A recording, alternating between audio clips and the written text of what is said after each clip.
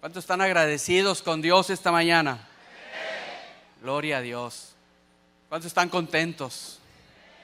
Porque nuestro Dios es bueno. Amén. Y sus misericordias son nuevas cada mañana. Amén. Nuestro Dios no se envejece. Amén. Él es el mismo ayer y hoy y por siempre.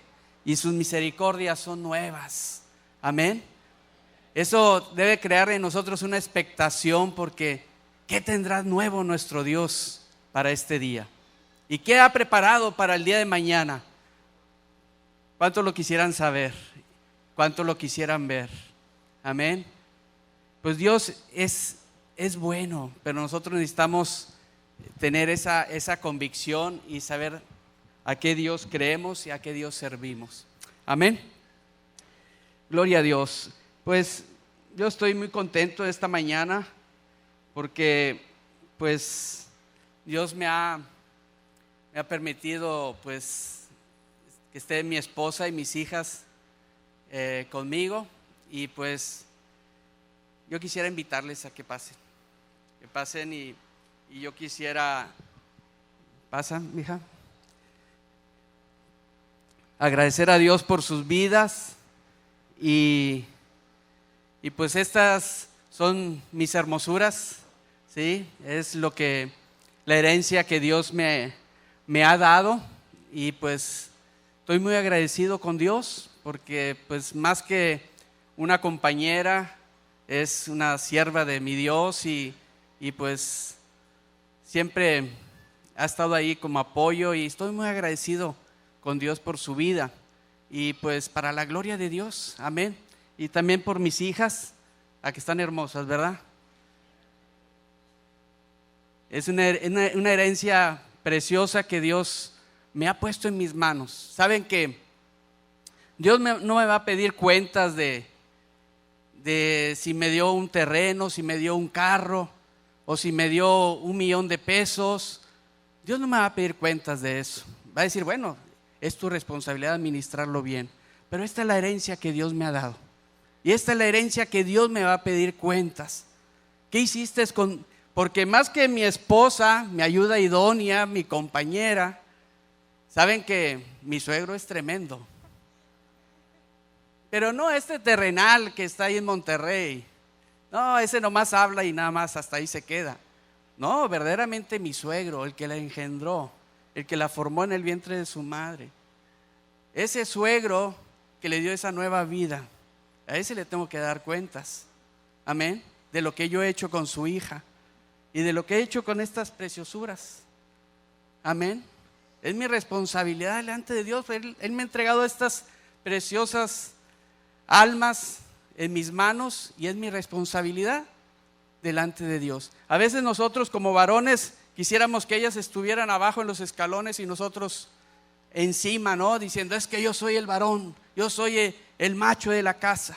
Pero realmente Dios nos ha llamado a que seamos una familia, a que nos unamos y que entendamos nuestra responsabilidad en esta tierra. Y nosotros estamos aquí para bendición. Amén. Y fíjense, pues también son mis hijas, ¿verdad? Y pues Dios me ha permitido ser un instrumento para que tengan vida aquí, pero Él es el que las ha formado. Y también es mi responsabilidad como padre saber que, pues aparte de ser mis hijas, pues son mis consiervas, son mis amigas, son unas mujeres que Dios usa tremendamente. Pero es mi responsabilidad saberlas guiar. Amén. Y yo como varón, pues mi responsabilidad es estar velando por ellas, orando y principalmente, así que estemos unidos, ¿no? Que estemos unidos todos como familia. Y lo que estamos escuchando, hermanos, es algo tremendo. Lo que el diablo está atacando es a esto, hacia la familia. Y nosotros no podemos estar quietos. Nosotros tenemos que levantarnos como varones, como siervos de Dios, mujeres de Dios, y ahora sí levantarnos en armas y resguardar lo que Dios ha puesto en nuestras manos. Y esto es lo más valioso que tenemos aquí en la tierra, que es la familia, lo que Dios ha constituido. Amén. Dios ha constituido la familia, hombre y mujer, y que sean uno aquí en la tierra y que se multipliquen. Esa es la orden de Dios. Amén. Y tenemos que luchar, y nosotros como creyentes que conocemos las Escrituras tenemos que resguardar esto, lo más precioso que tenemos, porque lo que estamos escuchando no es un ataque hacia nosotros, es hacia Dios, pero es nuestra responsabilidad aquí en la tierra resguardar lo que tenemos. Amén. Doy gracias a Dios por ustedes, las quiero mucho. Amén. No han dicho sus nombres, ¿verdad? Que los digan. ¿Sí? Dios les bendiga, mi nombre es Tania González y es un placer estar aquí en casa. Hola, Dios les bendiga, mi nombre es Lizeth y muchas gracias por abrirnos las puertas de su iglesia. Hemos sido grandemente bendecidos a través de mi papá al abrirles a ustedes las puertas y gracias por todo. Dios les bendiga. Pues mi nombre es Magdalena, pues ya me ha presentado mi esposo, que la verdad es cierto todo lo que ha dicho. También es que es mi maestro. Realmente hemos predicado el evangelio por muchos años en México y pues en otros países, pero la verdad es que pues él ha sido mi maestro. Dios te bendiga. Amén, gracias.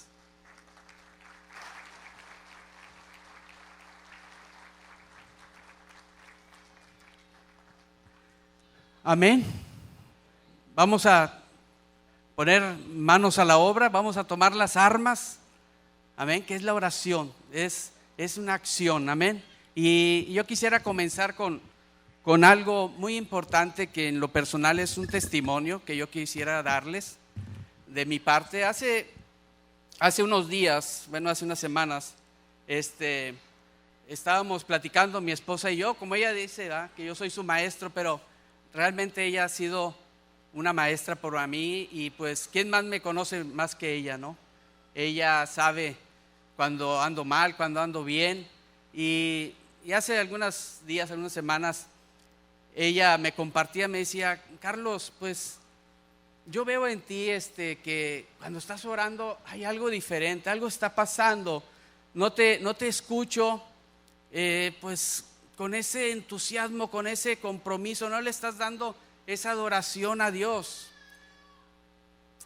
Amén. Y yo quiero decirles que me ha costado porque hace años pues yo tenía como ese síndrome del puercoespín. ¿Saben cuál es ese? Cuando yo escuchaba algo que no me gustaba, luego lo sacaba las espinas. ¿Qué te pasa, mujer, hombre? Si yo soy un siervo de Dios, ¿cómo me dices esto y aquello? Y no queremos a veces recibir una exhortación o una llamada de atención, ¿no?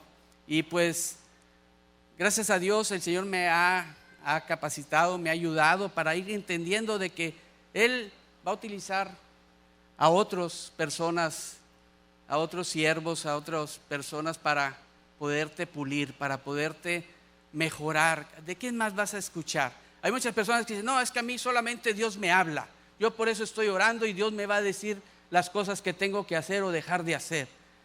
Híjole, qué tremendo, porque estás confiando en ti mismo, ¿sí? Pensando que todo lo que va a llegar a tu mente proviene de Dios, y realmente no todo lo que está en tu mente es de Dios. Hay cosas que provienen del diablo, vienen y te susurran a tu oído, y hay cosas que están en tu mente que provienen de ti mismo, de tu egocentrismo, de tus sentimientos, pero tú tienes que discernirlo. Entonces yo doy gracias a Dios porque ahora yo puedo escuchar a mi esposa y decir: ok, es verdad. Y me puse en oración y le dije: Señor, pues ¿qué está pasando conmigo? ¿Qué está pasando? Y Dios me llevó a un pasaje que suena muy duro, pero yo quisiera que lo meditáramos. Esta es la introducción solamente para comenzar. Vamos allí a Apocalipsis. Aquí hay un mensaje para la iglesia de Sardis en el capítulo 3. Es un mensaje bien duro, muy tremendo que Dios habla a la iglesia de Sardis. Saben que Sardis estaba ahí en Asia Menor y era un país muy próspero, que tenía mucha riqueza. No era un país, en una ciudad muy religiosa. Solamente se sabe que tenía 2 templos y que adoraban a la diosa Cibeles, que es la diosa madre de la tierra. Entonces ellos adoraban a Cibeles, era lo único que se conocía, que ellos tenían en Sardis, pero que era una ciudad muy próspera. Y aquí vemos en el capítulo 3, en el versículo 1, quisiera que me siguieran. Dice la palabra de Dios, amén, ¿están conmigo? Versículo 1 dice: escribe al ángel de la iglesia en Sardis, el que tiene los 7 espíritus de Dios, dice esto: yo conozco tus obras, que tienes nombre de que vives y estás muerto. Versículo 2 dice: sé vigilante y afirma las otras cosas que están para morir, porque no he hallado tus obras, ¿cómo dice? Perfectas delante de Dios. 3, acuérdate pues de lo que has recibido y oído y guárdalo y arrepiéntete, pues si no velas, di conmigo, si no velas, vendré sobre ti como ladrón y no sabrás a qué hora vendré sobre ti. Hermanos, yo me puse en oración y quiero decirles que cuando nosotros estábamos allá en África, allá no había con que, ¿sabes qué? Deja escribir un mensaje para que la iglesia ore por mí ahí en la reunión de oración o en la velada. Allá eran problemas todo el día, a cada momento, y pues solamente nuestra única arma era la oración. Había noches enteras que nos pasábamos de rodillas clamando y orando a Dios. Y fue lo que Dios me hizo ver.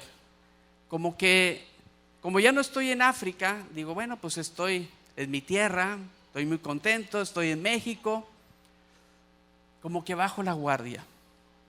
Y dijo el Señor: es que necesito que sigas perseverando aún más en la oración.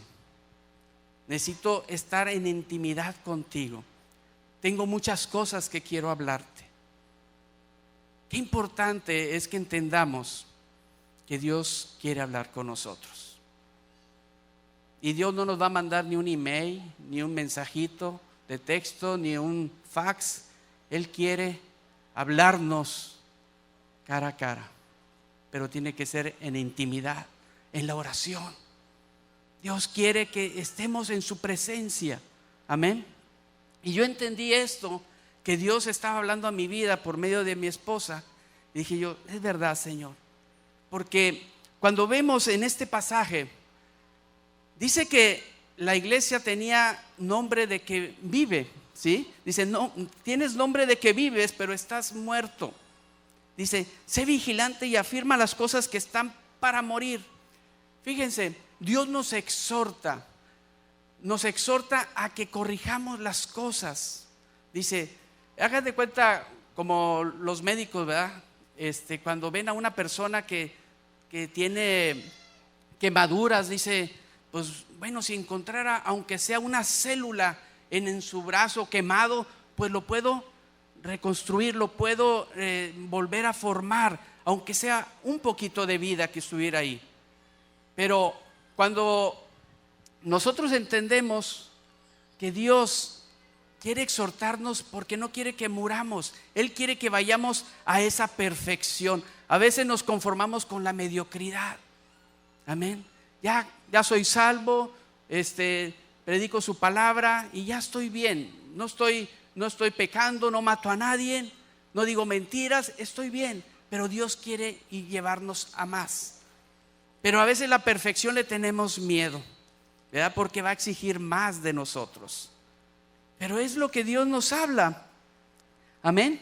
Aquí Dios nos está diciendo que que no con que seas una buena persona es suficiente, sino que quiere Dios llevarte a más, ¿sí? Quiere llevarte a un crecimiento, a que tengas esa perfección en Él.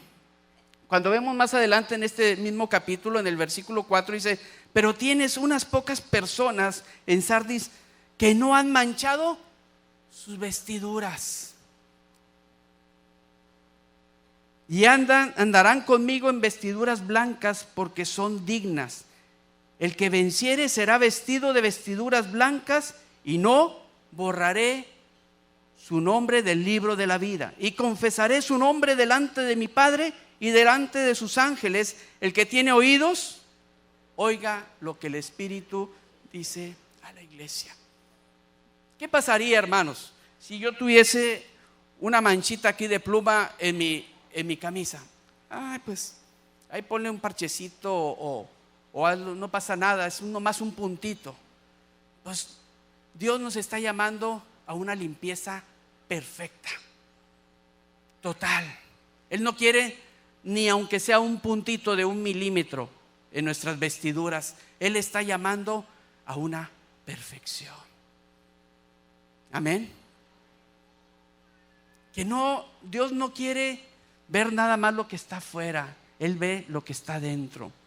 Y eso es lo que Dios está buscando en nosotros, interiormente, que tengamos esa pureza, esa perfección que Él nos está pidiendo. Amén. No es un regaño, es una exhortación. Dios nos está pidiendo a que caminemos, a que vayamos a más. Y qué importante es entender que lo que Dios quiere para nosotros es bueno. ¿Cuánto lo creen? Dios dice la palabra que no tiene pensamientos de mal sobre nosotros. Saben que cuando recibimos una amonestación de parte de Dios es porque ya necesita como amputar un miembro, quitarnos un ojo. Cuando habla de una amonestación, ¿sabes qué? Ya te has equivocado con alevosía, tú has hecho aquello y pues has pecado deliberadamente. A veces eso va a quedar cicatrices en nuestras vidas, ¿sí? Pero aquí cuando vemos en esta exhortación a la iglesia de Sardis, le dice: tú tienes nombre de que vives. Yo sé que estás haciendo esto, pero hay cosas que estás dejando de hacer. Yo veo que hay cosas muertas en ti que necesitan revivir. No permitas que eso muera.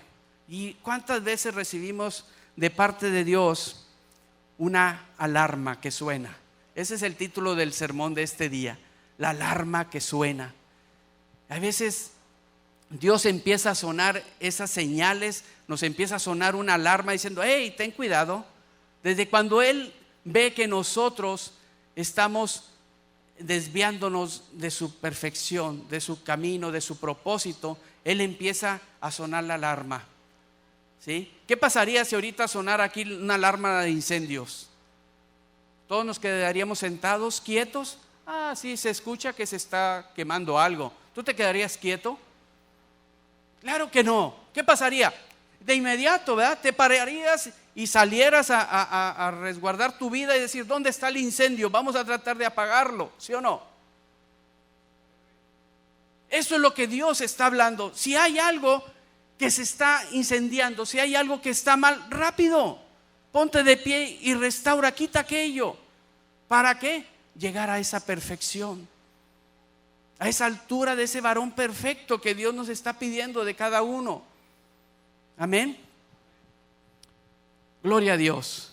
Esto me recuerda la parábola del hijo pródigo, ahí en Lucas 15. Nos dice que ahí en el versículo 24, no voy a hablar sobre esta parábola, pero solamente quisiera que viéramos lo que el padre declara sobre su hijo cuando está regresando, ¿sí? Dice en el versículo 24, dice: mi hijo estaba muerto y ha vuelto a vivir, estaba perdido y ha sido hallado. ¿Saben? Yo me pongo a pensar qué pasaría con este padre si no hubiera sido movido a misericordia, porque así lo dice la Escritura, que fue movido a misericordia. Yo creo que la mayoría de nosotros como padres no hubiéramos obrado así, ¿verdad que no? Cuando lo hubiéramos visto venir, yo creo que no, hombre, déjalo que venga, vas a ver cuando llegue.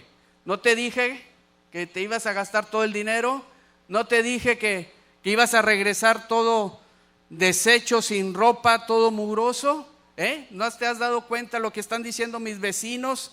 Que ahora, ¿quién soy yo? Mira mis hijos todos perdidos, no soy nada.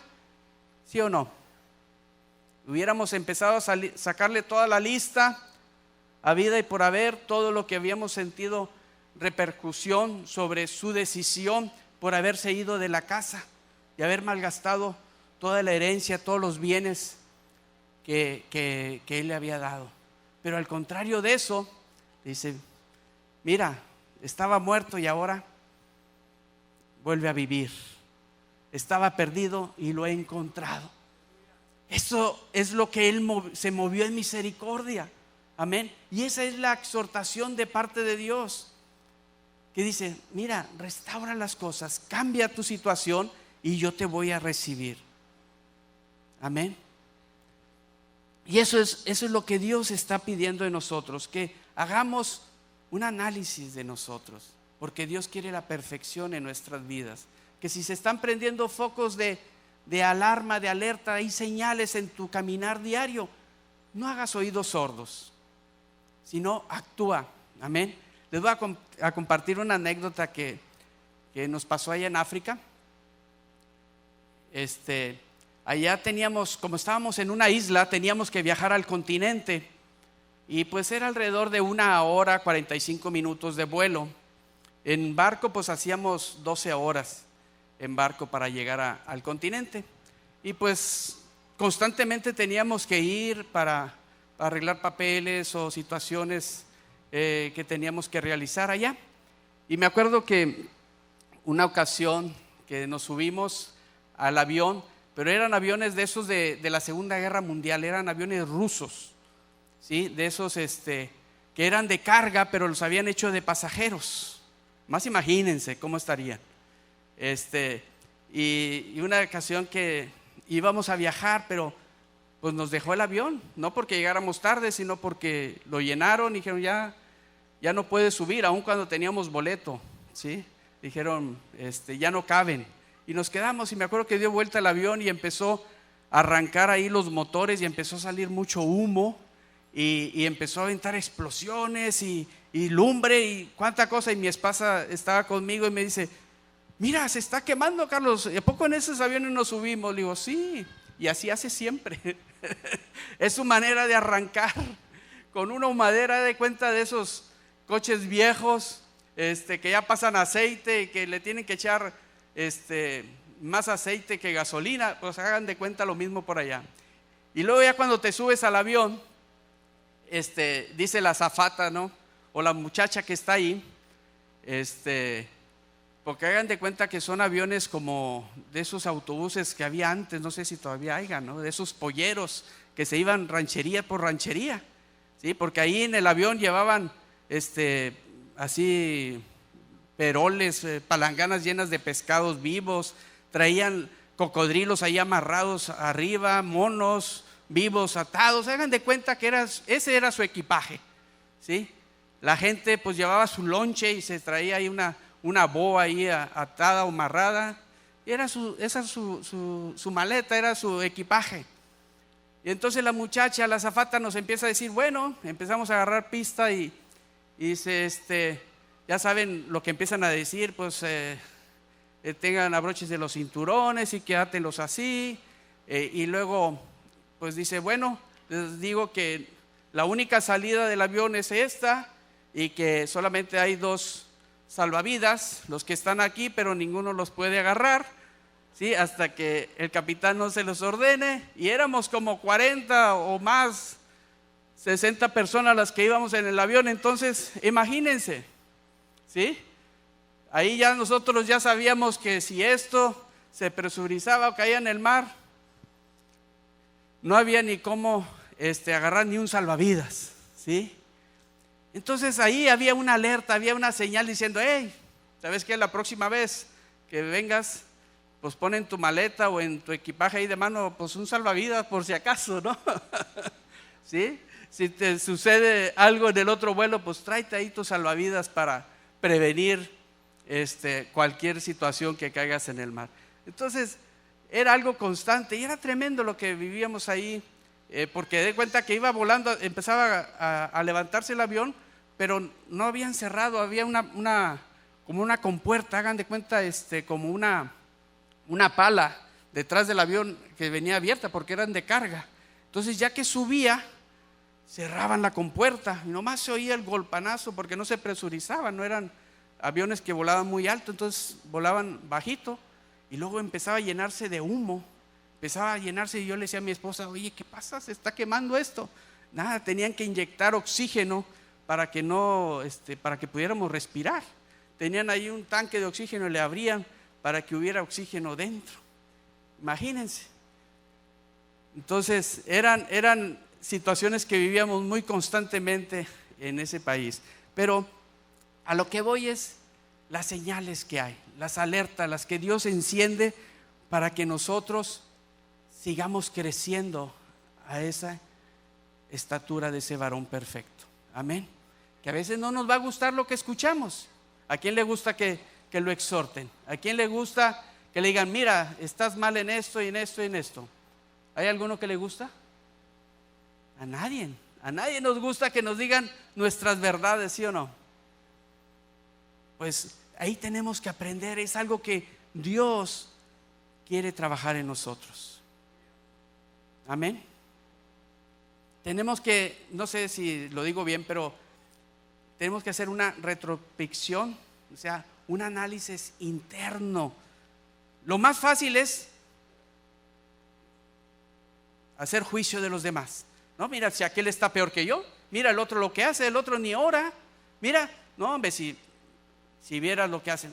Eso es lo más sencillo. Eso es lo más fácil. Haz de cuenta que es un autoescudo. Yo les digo que es como el puercoespín, que saca sus espinas y luego se protege de cualquier ataque. Pero Dios dice: no, primero tómalo, recíbelo para ti. Tienes que verte hacia adentro para que surca efecto. Si tú nomás estás viendo hacia afuera, juzgando a los demás, eso no te va a edificar ni a ayudar en tu vida espiritual. Tienes que hacer un análisis interno. Amén. Pablo también lo dice en Romanos 6:13. Nos dice que si no, más bien presentaos a Dios como vivos entre los muertos. Amén. Que presentemos como vivos entre los muertos. Dios sabe nuestra condición, sabe en qué lugar estamos parados, pero Dios quiere que andemos en su perfecta voluntad, guardando sus mandamientos. Amén. Guardando nuestras vidas. Amén. Pues bueno, hasta aquí termina mi introducción y ahora sí empieza lo bueno.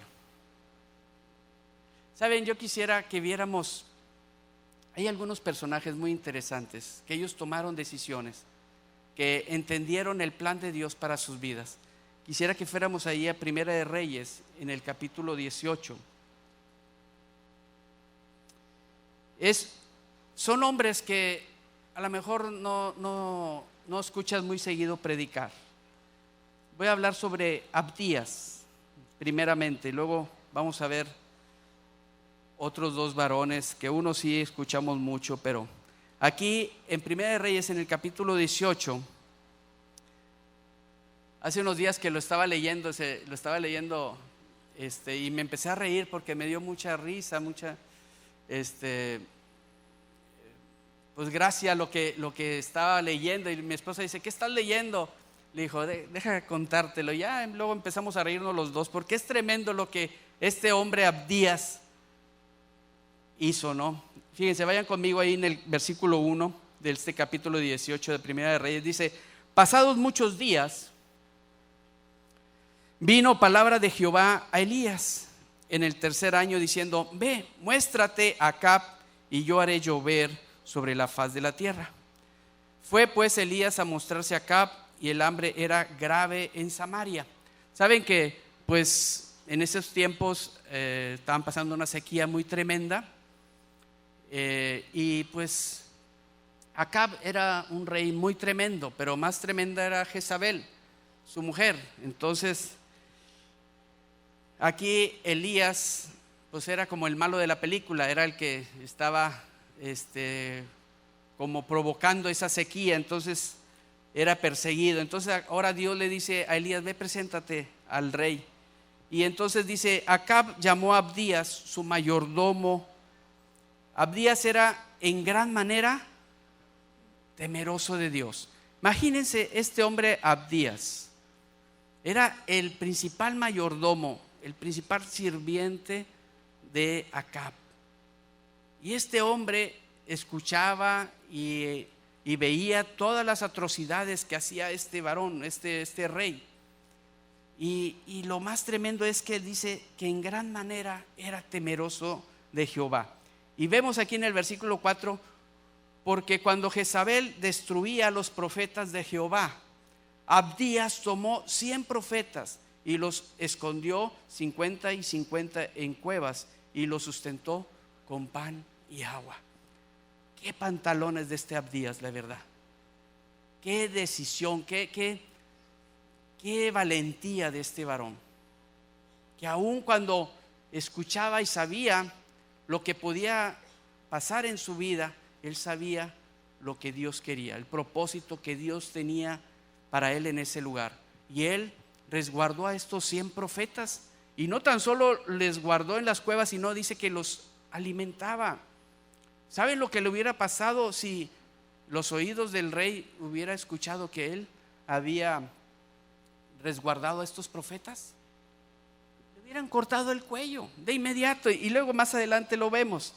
Dice: dijo pues Acab a Abdías: ve pues, en el versículo 5, ve por el país a todas las fuentes de agua y a todos los arroyos, a ver si acaso hallamos hierba con que conservar la vida de los caballos y de las mulas, para que no nos quedemos sin bestias. Y dividieron entre sí el país para recorrerlo. Acab fue por un camino y Abdías fue separadamente por el otro. Y yendo Abdías por el camino, se encontró ¿con quién? Con Elías.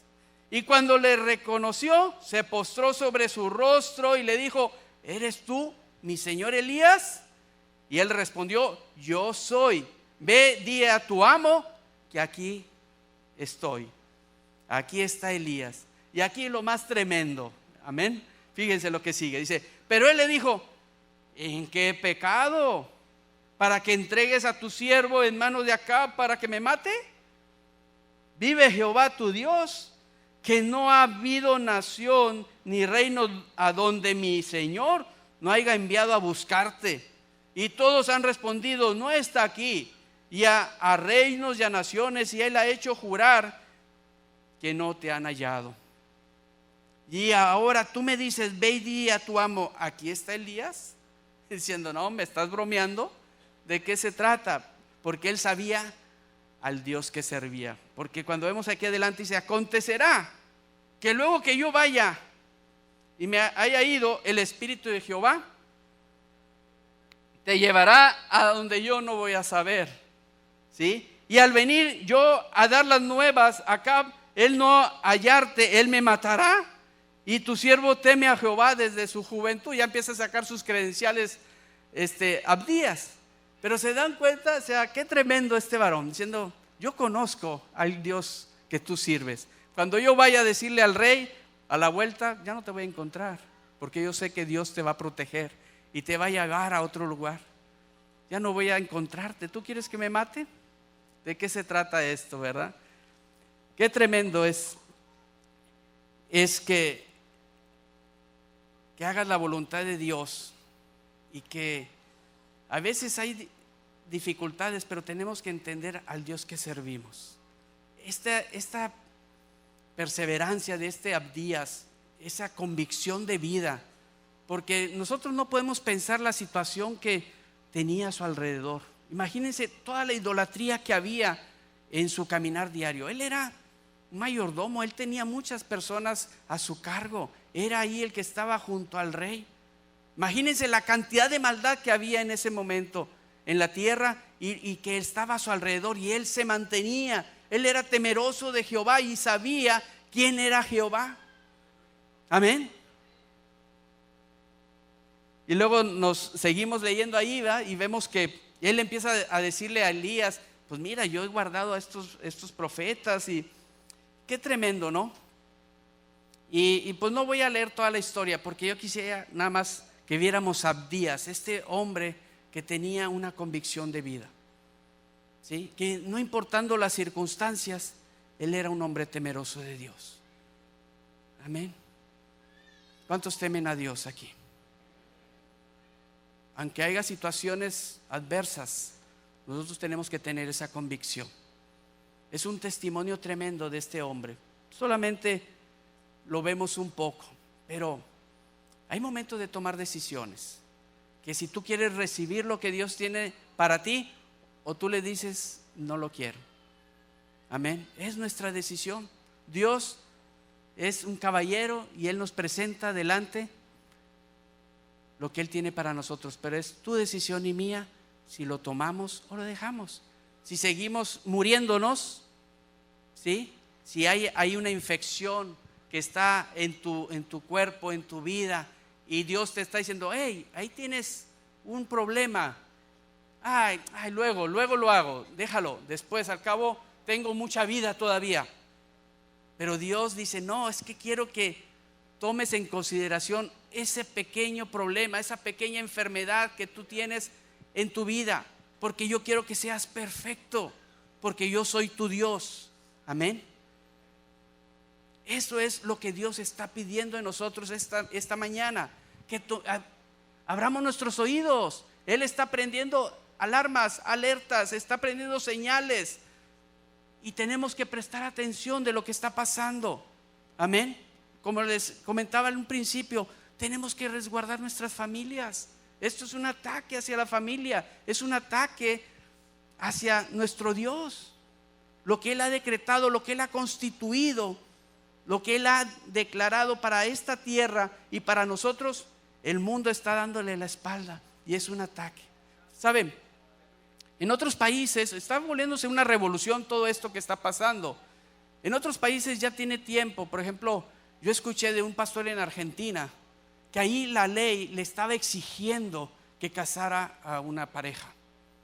Y entonces es una iglesia evangélica. Y el pastor le dijo, no los puedo casar. No los puedo casar. Entonces estas personas fueron ante el gobierno y exigieron sus derechos.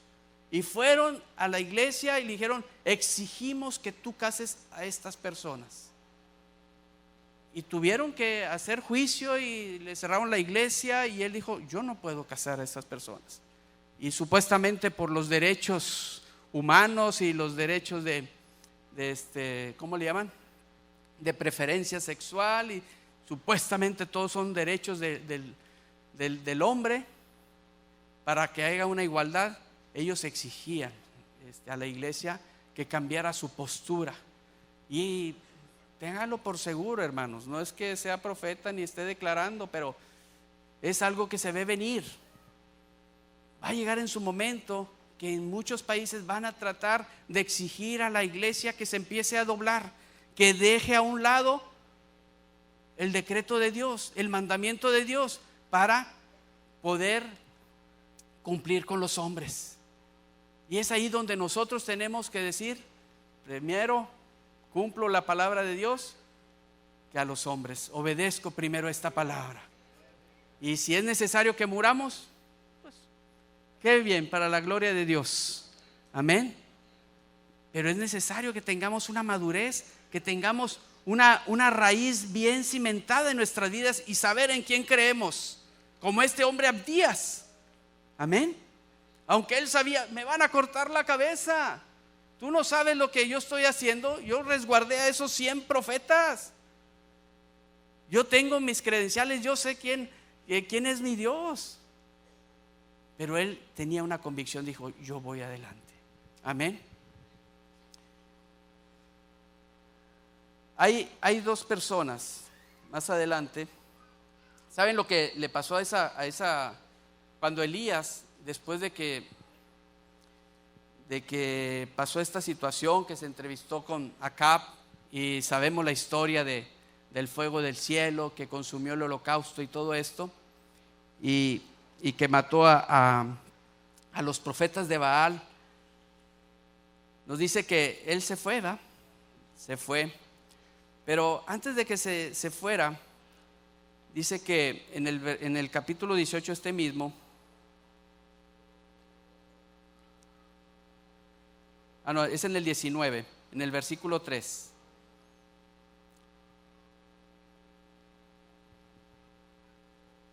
Fíjense, aquí hay un hombre que tomó una decisión, y vemos en la escritura que ni su nombre aparece, nada más dice que era su criado. En el versículo 3, era el criado de Elías, era la persona que estaba con Elías 24 horas, era la persona que había visto tantos milagros, era el que dormía ahí en el mismo lugar con Elías, era el que veía los milagros que hacía Elías, Dios por medio de Elías, escuchaba lo que el profeta hablaba, era la persona que estaba a su lado todo el tiempo. Y en el versículo 3 dice: viendo pues el peligro, había un peligro tremendo porque venía persiguiendo a Jezabel, a Elías, porque había decretado que lo iba a matar. Y dice: se levantó y se fue para salvar su vida. Elías se levanta y se va para salvar su vida, y se fue y vino a Beerseba, que está en Judá, y dejó ahí a su criado. Y él se fue por el desierto un día de camino, y vino y se sentó debajo. Y ya vemos que aquí cuenta la historia que sucedió con Elías, que llegó un momento de depresión, que llegó un momento que se angustió por la situación que estaba viviendo. Y pues esta mujer era bien tremenda, esta Jezabel, ¿sí? Era tremenda. Después de lo que Dios había hecho por medio de Elías, y había matado a estos profetas y todo esto, todavía se levanta y le dice: ¿sabes qué? Te voy a matar, así como has hecho con ellos, te voy a hacer peor todavía. Y claro, ya después vemos lo que Dios hace con esta mujer. Ya si después lo quieren ver en Segunda de Reyes, en el capítulo 9, ahí en el versículo 32 dice cómo muere esta mujer. Dice que se cae y se lo comen los perros su carne, imagínense, ¿sí? Que solamente le dejan el cráneo, las manos y los pies, como para que sepan que era ella y que nuestro Dios es justo. Amén. Y a lo que voy es que este criado ahí se quedó, no aparece ni su nombre. Y cuando vemos, después de que pasa este momento de depresión Elías, este momento de angustia, dice que se fue a una cueva, y ya después que durmió y Dios le dio de comer. Y fíjense lo que pasaba con Elías.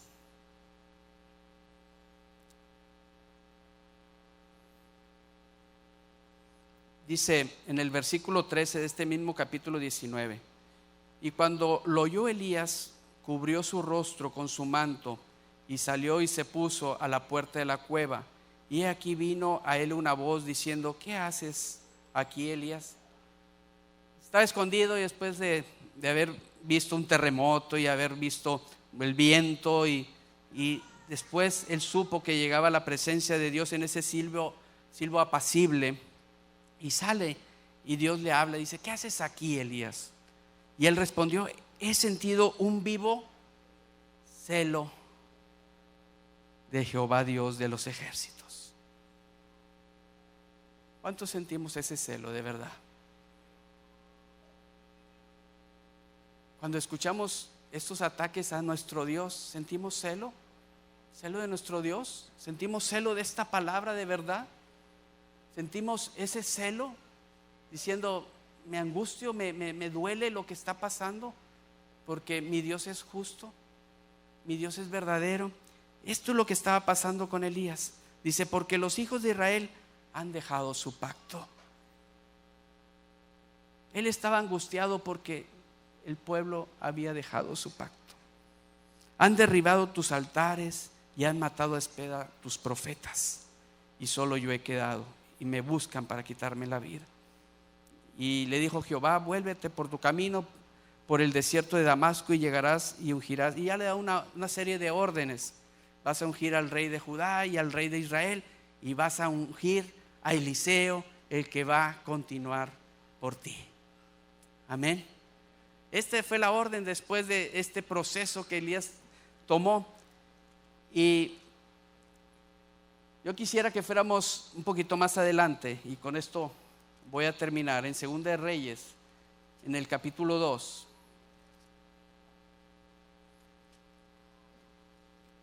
Después de que pasó un tiempo de muchos milagros y muchas situaciones entre Elías y Eliseo, fíjense lo que pasó con Eliseo. En el capítulo 2, versículo 1, dice: aconteció que cuando quiso Jehová alzar a Elías en un torbellino al cielo, Elías venía ¿con quién?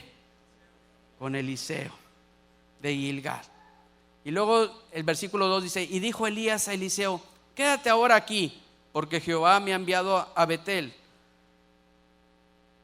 ¿Qué le dijo el criado anterior, el sirviente anterior? ¿Qué le había dicho? Está bien, aquí me quedo. El hombre de Dios me dice que me quede, y pues yo me quedo ya, porque veo el peligro, veo las dificultades que hay. Pues que él se vaya. Ya lo que he aprendido, estoy satisfecho con esto, esa mediocridad, hasta aquí llegué. Pero Eliseo, ¿qué le dice Eliseo? Vive Jehová y vive tu alma, que no te dejaré. Qué tremendo este Eliseo.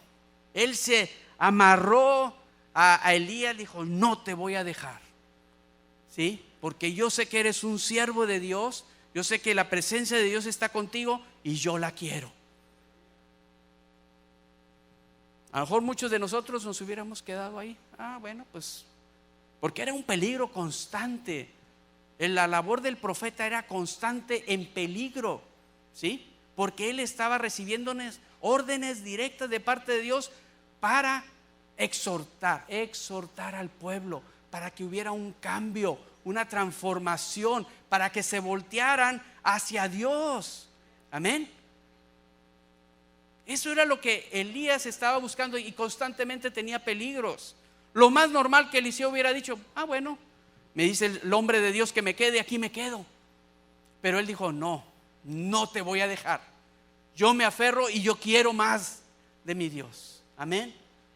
Yo quiero llegar a esa estatura de ese varón perfecto. Y luego vemos más adelante que le vuelve a decir: y saliendo, ya descendieron pues a Betel. En el versículo 3 dice: saliendo Eliseo, los hijos de los profetas que estaban en Betel le dijeron. Fíjense lo que le dijeron los hijos de los profetas, la escuela de profetas que estaba por ahí. Vienen y le dicen: oye, Eliseo, ¿sabes que Jehová te quitará hoy a tu señor de ti? Y él le dijo: sí, ya lo sé, cállate. Qué tremendo. Venían para angustiarlo, para que él se deprimiera, para que él dijera: bueno, pues ya se acabó mi trabajo, mi ministerio, ya no tengo más que hacer. Y él dijo: sí, ya lo sé, cállate. Yo quiero hacer la voluntad de mi Dios, ¿sí? Y yo me aferro a lo que Dios tiene para mí. Y después le vuelve a decir Elías. Y Elías le volvió a decir: Eliseo, quédate aquí ahora, porque Jehová me ha enviado a Jericó. Y otra vez le vuelve a decir Eliseo: vive Jehová y vive tu alma, que no te dejaré. Qué tremendo esa convicción que tenía Eliseo, hermanos. Dios está pidiendo eso de nosotros. Amén. Que entendamos los tiempos que vivimos, que es tiempo de cerrar puertas, es tiempo de reforzar las estacas, es tiempo de entender que Dios nos está exigiendo más, una perfección, que hay que pasar la lija, hay que quitar cosas que nos estorban, hagámoslo. Amén. Si nos duele, pues que nos duelan. Si nos tienen que doler más las rodillas, doblemos nuestras rodillas, porque estamos viviendo tiempos de guerra, tiempos difíciles. Amén. Y aquí está el ejército de Dios. Amén. ¿Qué vamos a hacer? ¿Nos vamos a meter en las cuevas? ¿Nos vamos a esconder? ¿O vamos a reforzar y decir en quién hemos creído?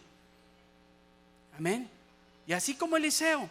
Y luego dice que otra vez le vuelve a decir los hijos de los profetas, le vuelven a decir a Eliseo que se van a llevar a su señor, y le vuelve a decir, ya le respondió otra vez, sí, ya lo sé, cállense.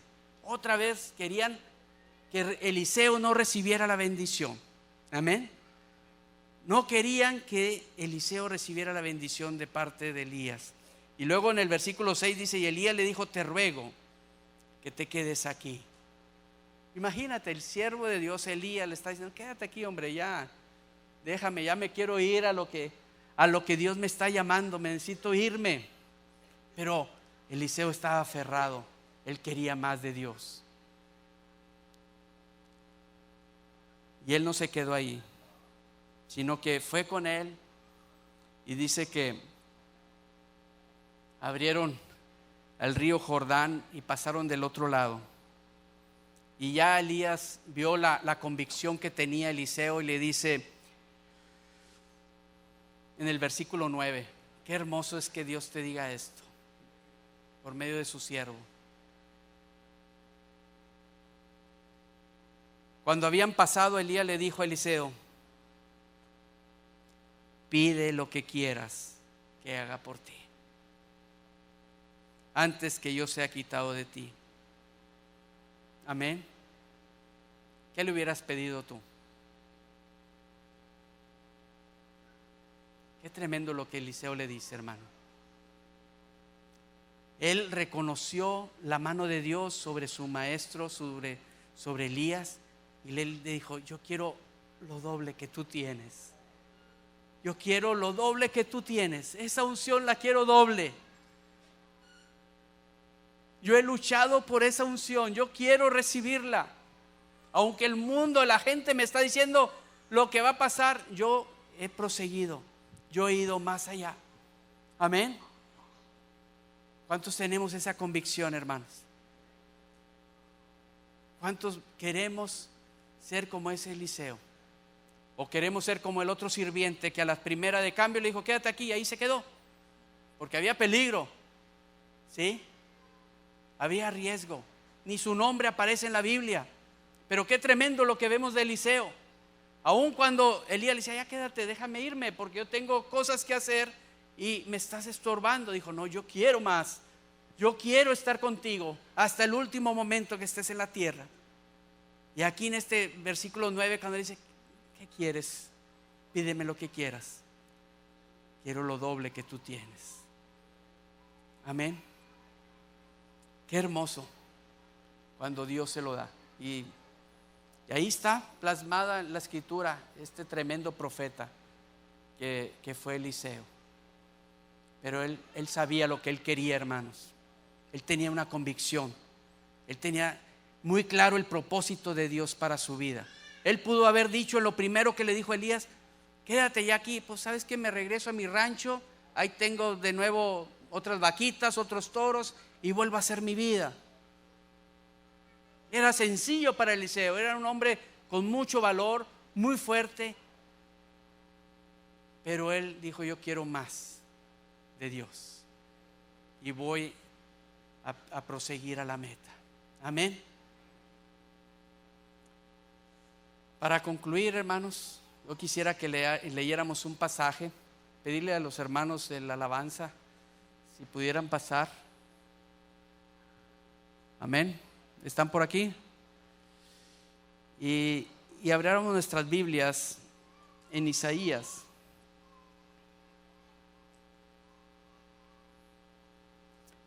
En el capítulo 44.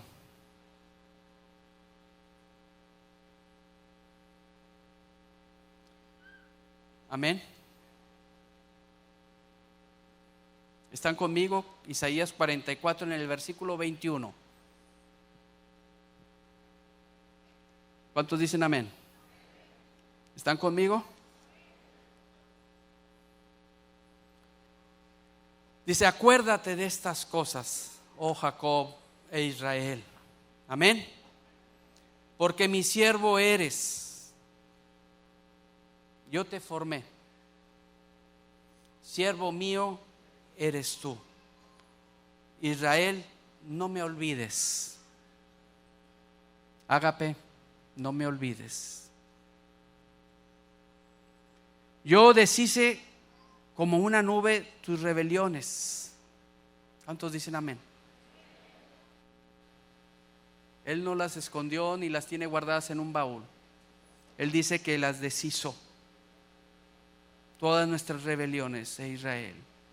Porque mi siervo eres. Amén. Yo te formé. Siervo mío eres tú, Israel. No me olvides. Yo deshice como una nube tus rebeliones. ¿Cuántos dicen amén?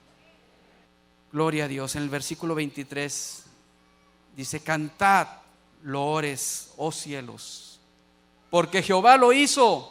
Gritad con júbilo, profundidades de la tierra.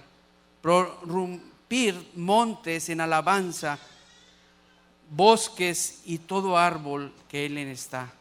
Porque Jehová redimió a Ágape y ha sido glorificado. Dios está siendo glorificado en nuestras vidas. Gloria a Dios. ¿Por qué no te pones de pie? Y dejemos que estemos en un tiempo de intimidad.